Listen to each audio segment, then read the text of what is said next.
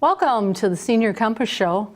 Excited to be here, and just a friendly reminder before we get started that we are in our membership drive month, so be sure to get down to the center and pay your dues. They're $15 a person, $20 once it hits January 1st, so be sure to stop on down. But with that, today we have a very special guest. I'm always trying to think of a nice tagline with it, but I think it's truly a story. And we have Brandy Ricketts here with Heart to Heart. So welcome, Brandy. Thank you. Thank you for asking me to join. Yeah, we're going to have a wonderful time today discussing Heart to Heart. But before we start with that, all of my guests need to know a little bit about the guest. So where did you grow up? If we can keep it simpler. We were discussing this beforehand. So my dad was in the military, so we moved around quite a bit. I don't actually consider all those individual locations my hometown, but when he did retire from the service, 20 years in the service, we moved to Pipestone, Minnesota, and that's where I actually consider my hometown. Okay, so Pipestone is home. Yep. Not too far from Marshall. Nope. Yeah. No, actually, I traveled quite a bit to Marshall because that was like the biggest town in the area. Yeah. Came into the regional hub, so to speak, right? Yep. Yeah. So you said your dad was in the military. What branch? He was in the active Army. Okay, Yep. he was in the Army, Yep. so. Number of years ago, was he deployed quite often while you were young or not? He was gone ironically, he was gone quite a bit for different deployments. He was part of the original Iraq War. Okay. So yeah, there's been plenty of years where we've missed him. Okay. I always find that interesting because we were talking about this on the way over, that it's not only the service men and women who go, but then it's also their families who are left behind. And so it's kind of wonderful to touch on that because, of course, Veterans Day is coming up. So it's kind of fun to just tap on that. And I also understand that you're also a vet. Yep. So, and you served in the... I was in the Minnesota National Guard for 9 years. Okay. I had one deployment to Iraq. Yep. So yeah, so you've been over there too. Now to think about that, listeners out there, here we have an individual that is working in Marshall, and her dad served in Iraq, and now she herself has served in Iraq. I mean, you talk about a couple of, well, it has to be a 3-generation at least split. And then they both have served, and just to think about that and the impacts that has given us and the freedoms it's given us, but also the impact on their lives. Yeah. But let's kind of change gears. You went to Pipestone, graduated from Pipestone. What did you do, or wherever you were? I shouldn't say Pipestone. That was your hometown at some point, right? Did you graduate from Pipestone? Or? I did graduate from Pipestone, yep. Did have that correct. What did you do after graduation? Did you go to college right away, or did you take a little break and then go to college? So that the way that I split my service out was I joined before I was 18. So when I was 17, I went through basic. And then when I was 18, and basically right after I graduated high school, I went to do my MOS training, which is basically what you specify in the military. And that was a 6-month train up. So I missed my first semester of college doing that train up.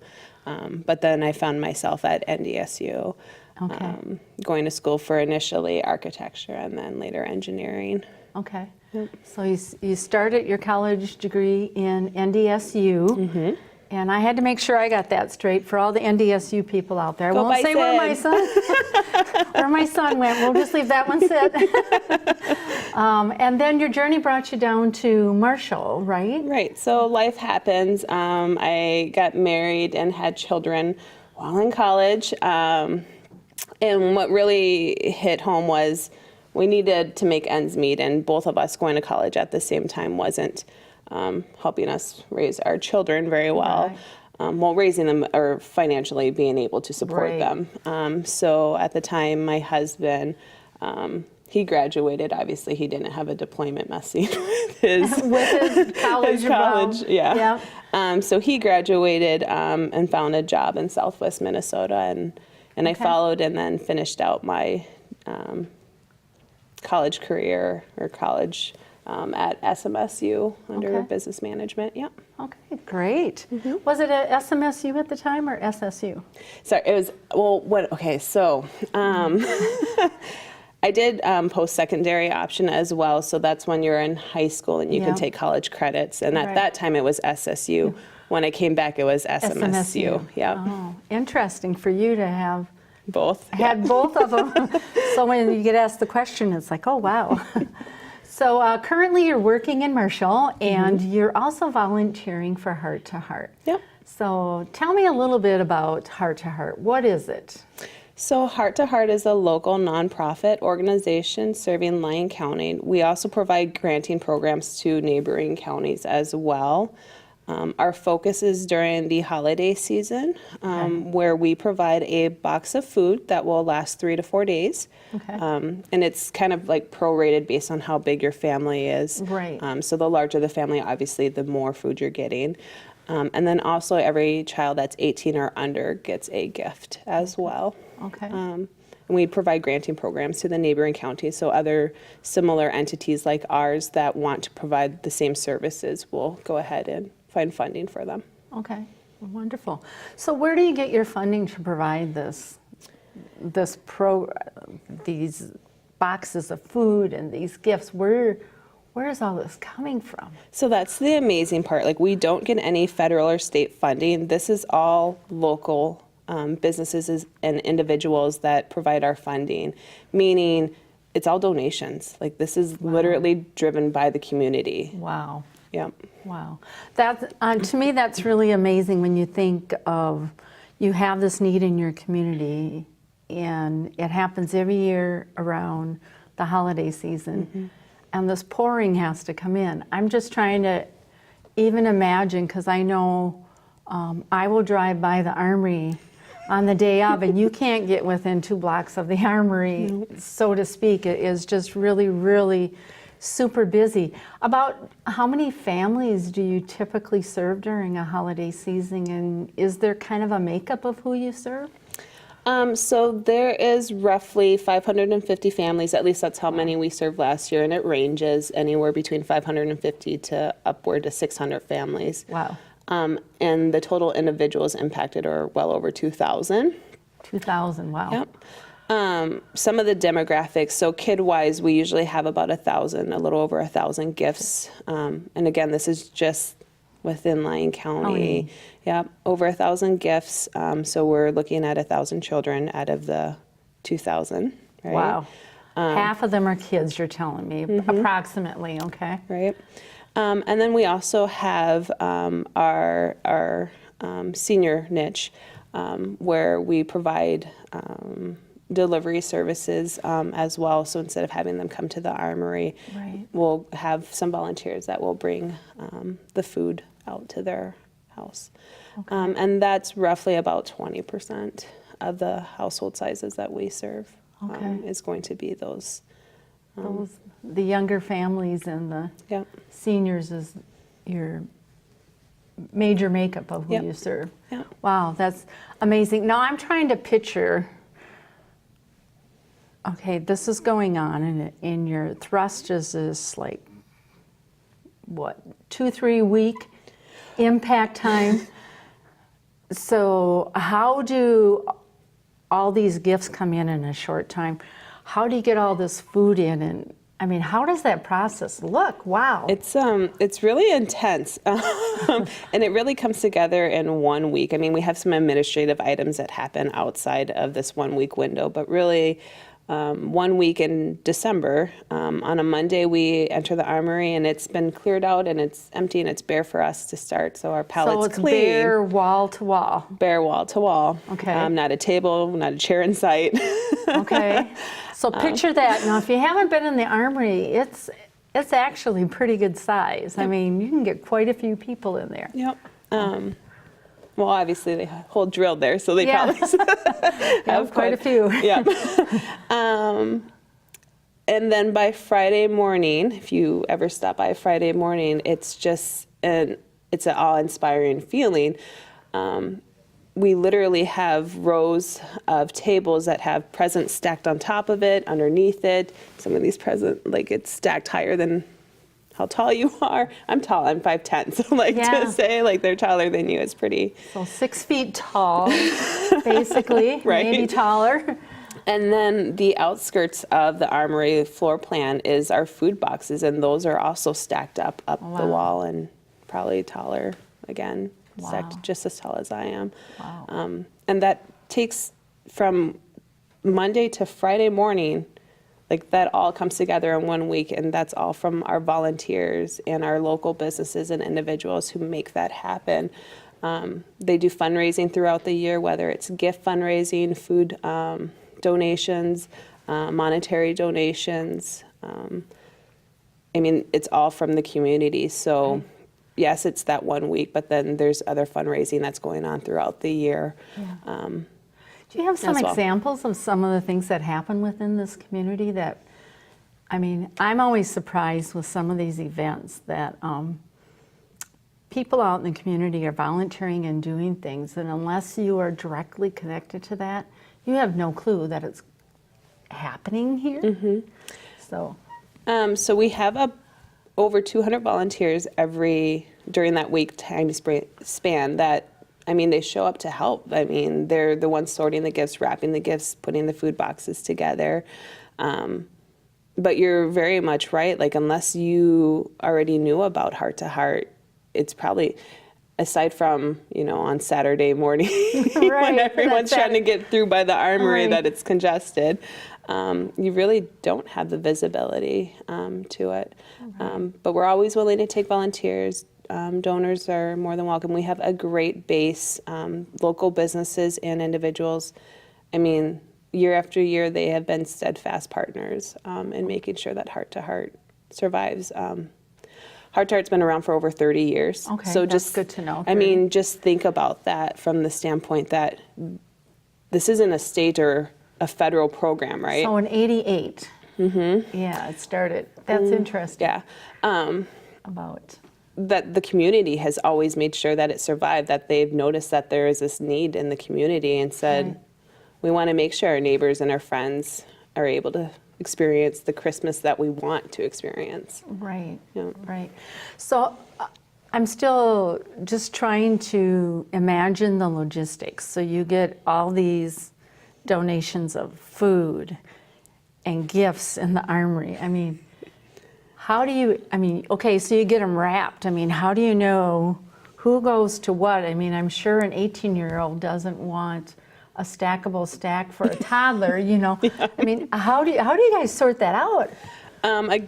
Our volunteers are phenomenal. They actually help us sort through the gifts to say, all right, this is either a boy gift or a girl gift, or maybe neutral, and can go either way, and then the age. And luckily for us today, they have like the age range on the packaging. Packages. So that helps out. But then Right. also, like, we have parents that help out, and they're like, well, my kid's 14. They would really love this gift. So we then move it to the 14 pile. Right. So then we segregate based off of gender and age Right. where the gifts go. And then we have volunteers that will take a bundle. And when I say bundle, it typically means like we're looking for like that $30, $35 price point for a gift. So you might have one gift that's $35, and that will get wrapped as one present and Right. labeled with the gender and age. And that will be considered one gift. Or you might have, 3 or 4 gifts that make up that price point. Right. So are they all wrapped together, then the 3 or 4? yeah. So then you have the one that's all kind of the Yeah. same. And you can really tell because you'll try to grab one gift and then like all these other gifts will follow it. And you're like, oh, just kidding. It's this whole bundle. Yeah, yeah, okay. Very, very amazing. I'm trying to imagine just the wrapping paper and the tape and the scissors and just that process. I mean, you can kind of picture the elves at the North Pole just. That's super funny. When my kids were younger, I explained to them like, the way that I explained what I was doing there was we're helping Santa. Okay. Santa says that these people need extra help and he wants us to help, so we're helping him. He goes, oh, so you guys are like elves. Yes, we are exactly like elves. Oh, that's funny. Yep. Well, that covers the gifts. I mean, how do you do the food? You must have just like, I'm picturing like these pallets coming in with these forklifts of food just being set here and there and there, and then how do you go about boxing them up and trying to get pre-ready? Because do you pre-box before people come through? And I mean, how does that process work? So that's a really great question, and your thought process of how it really looks is spot on. There's forklifts coming in and food getting placed everywhere. We do have like a plan of where we want things set. Okay. So as the food's coming in, we're trying to move it to those locations. And again, the volunteers, super helpful. They're helping us get it to the right locations. And then think of an assembly line, because that's very much what it looks like when we do the food boxes. For items that we can package up, so obviously we're not putting the turkey in the day before. Right. But we would have like canned goods, box goods, the fruits, the whole, basically the ones that could handle being stored, not refrigerated. We box that through an assembly line. Right. And basically what we have is like grocery carts that go around the outer perimeter of the armory, and we're putting the food in. Okay. And our volunteers, I mean, they've been doing this for years, right? Like So they just know the process. Right. I started 6 years ago. I'm like, what are we doing? And they already knew what they were doing. So like they have it all set up where they say, all right, we have the household sizes of ones we're going through. We met how many we need to make. Then we go through and do the twos, and everyone's working together. They know what they're doing, and it's a really quick assembly line. Like we get it done in half a day. Half a day. Wow. Yep. Wow, that's crazy. So then that leads me to, you say, okay, first we go through and do the ones, and then we do the twos. I mean, how do you get this list of who you're going to serve? How does that come to be? Right. So our recipients, they can either sign up for themselves, or you can sign up a neighbor or a family member, friends, to say, I think this person's a recipient, or the recipient themselves can sign up. And it's just a one-sheet page saying, you know, what's your name, how many adults are in the household, how many kids are in the household, are they boys or girls, what's their age, just so we can get that that demographic down to what do we need to order, and what do we need to prepare for. Okay. So once we get those numbers, we usually have them at the beginning of December, and we can start making our food orders at that point. And then put everything together in that 1 week. Okay. So you're going, I mean, so I'm still trying to picture this armory in the outer walls food, and you got the packages stacked on the tables in the middle. So then it comes to be Saturday morning. But let's go back before that. What if they want to volunteer? I mean, how do you go about volunteering? What would you possibly do if you were going to volunteer? So you can always stop in and at the armory anytime from 9 to 4, and we obviously have multiple things that we need help with. Right. Otherwise, if it's going to be a larger group, that we ask that they reach out to us so we can try to schedule it. We don't want 90 people in the armory at one time, and so we'd like to, offset them a little bit. We do have a volunteer website. Okay. And the volunteer website is Lyon County Heart to Heart, I imagine. If they go to that, they'd be able to find the information. Yeah. I know that's where I usually find the information every fall when I'm looking where to make some connections. So usually good information on there. When you're talking, you don't want a large group. How large is too large, and is there age parameters? Do they need to be able to lift certain amounts? Are there any parameters around that volunteering? I mean, we'll take all the volunteers that come. It's just from a logistics standpoint, like if you have a group that's probably over 10, like go ahead and reach out to us and let us know, and we can help coordinate what times work best. Right. Just from the ebb and flow of our, we kind of know how many volunteers are going to be there any given day, but we just don't want to have a bulk show up on one day and then have no volunteers the next. So just trying to work through that logistics. Right. Saturday distribution day, the only criteria is that it's not a school-age child, just from the perspective that we don't want children on both sides of the line and making it an awkward situation for either kid.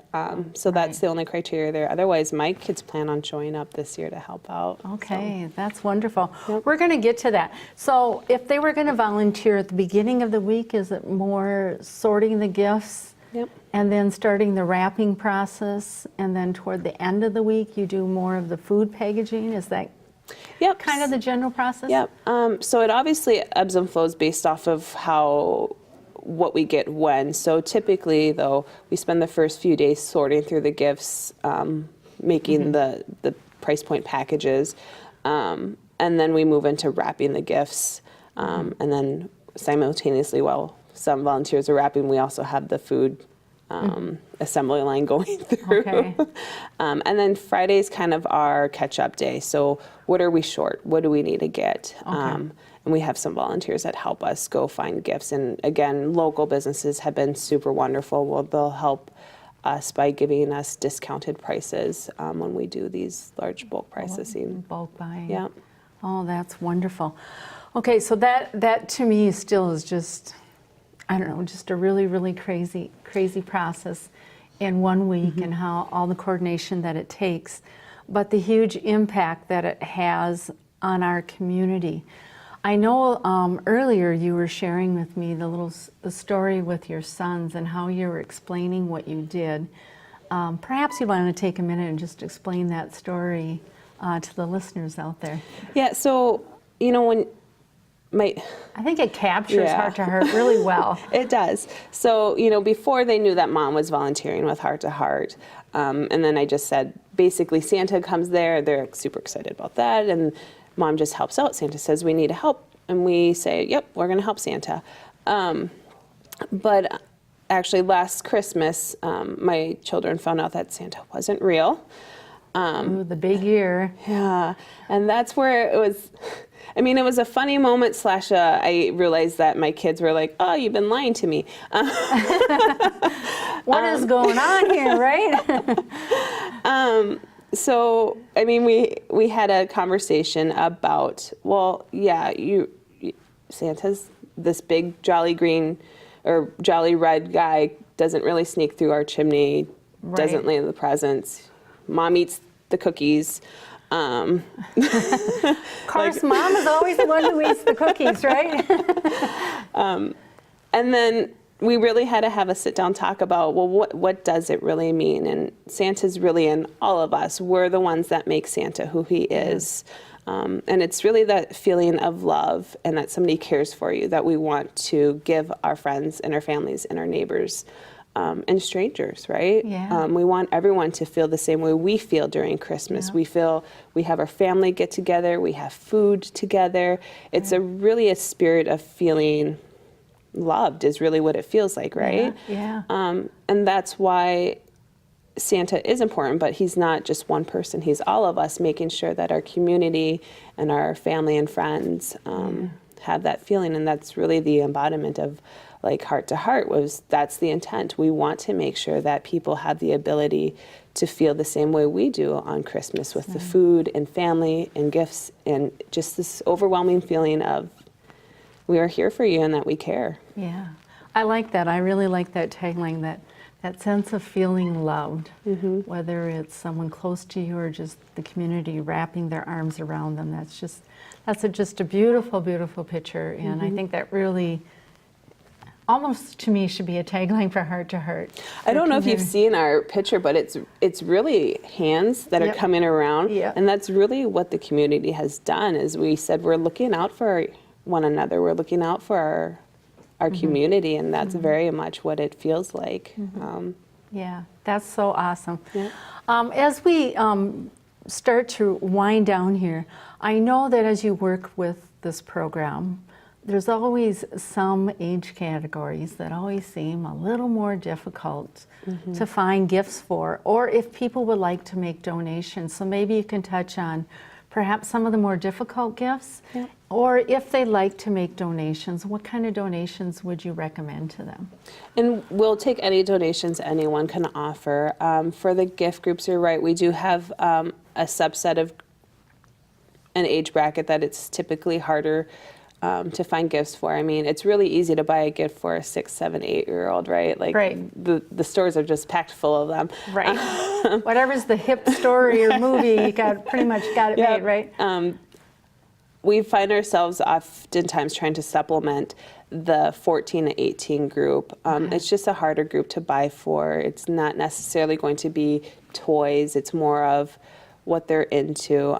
So we do look typically for local business gift cards that they might like the movie theater maybe. Okay. For girls, it would be like scarves, anything that's not necessarily size specific, because we're all in. I'm 5'10", like I don't fit smalls anymore. Right, we're all unique. So it's one of those things where we try to stay away from like size specific items. Right. But also in that age group, we're also looking at things for the boys, maybe more camping gear. Yeti cups are popular, now. Yeah. So it's really hitting that demographic that we have a harder time to find gifts for. Sure. What was the other question? I was just looking, donations, yep.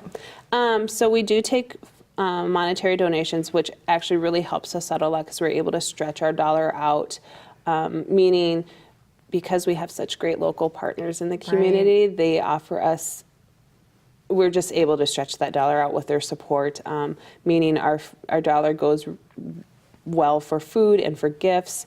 And if you did want to make a monetary donation, our P.O. box is 709. Yeah, they can send that to 709. So that would be great. I think we've, pretty much kind of wrapped up Heart to Heart and how it looks. Like you said, you serve Lyon County, and there are other counties nearby that also kind of you help and partner with. Yep. Correct? So if you're looking at making someone's Christmas feel like they are loved by the community, please reach out to Heart, P.O. Box 709, and you can make a donation that way. Otherwise, I think it's the week, somewhere around December 12th through the 15th, right in there. Yep, December 10th, that Monday, and it goes to, our prep week goes till the Friday, but then distribution happens on Saturday. Yeah. And you can also swing by the Armory. So if you have gifts or want to stop in to make a monetary donation, you can stop by anytime from 9 to 4 during those days. Okay, starting the week of December 10th. So stop on out and share a little bit of your love with our community this year with Heart to Heart. Thank you, Brandy. Thank you for having me.